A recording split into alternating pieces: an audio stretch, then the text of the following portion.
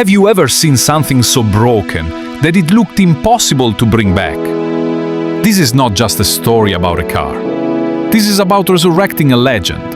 Abandoned in a dusty barn, rusted to its bones, dented from time, and forgotten by the world. The 1974 Dodge Challenger, white, was nothing more than a shattered memory of American muscle.